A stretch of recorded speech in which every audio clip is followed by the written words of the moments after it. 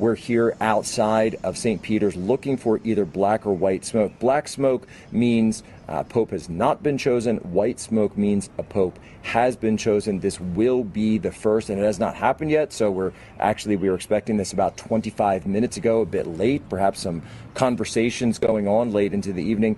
But Ben, would you expect there to be a Pope tonight with white smoke? No, I wouldn't, and that's something I would actually fear quite a lot, Posso, because it would signify that Bergoglio was able to stitch up his successor with the 80% of the conclave that he appointed. That it was basically just. So that would mean that, right? So that the fix is in. The fix would be in. The fix would be in, and the votes have already been cast long before anyone went into the Sistine Chapel, and all of this.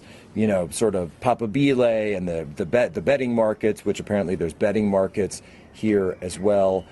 This, of course, would all be for naught, because in fact there would be in the sense a fix in. By the way, I know we're dealing with some signal issues as well, because we're here just outside the Faraday cage of the Sistine Chapel. So we're fighting some of those signal jammers as well as we're dealing with that. And so, but Ben, so what you're saying then is, as the days go longer, perhaps the faithful could be more hopeful that we get a non-progressive Pope, someone potentially who is more interested in even being opening and not persecuting the traditional Catholics. I'm not that optimistic. I'm not that hopeful. I reckon there's going to be a progressive that comes out onto the loggia, the balcony, whatever happens.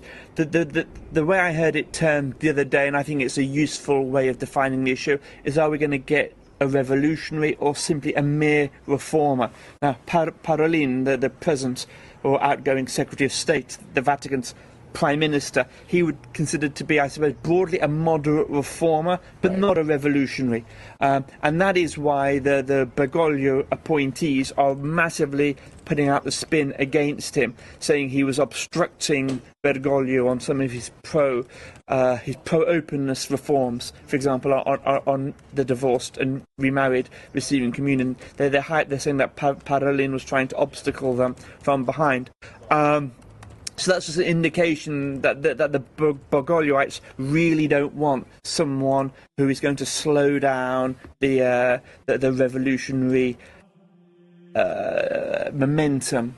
So turn down the momentum, but not the trajectory. Exactly. We'll see, folks. Wise words. Ben Harnwell here in Rome. Ben, thanks so much for joining me, man. Jack. Let's do this in person for once, right? Yeah. Not so bad. Okay.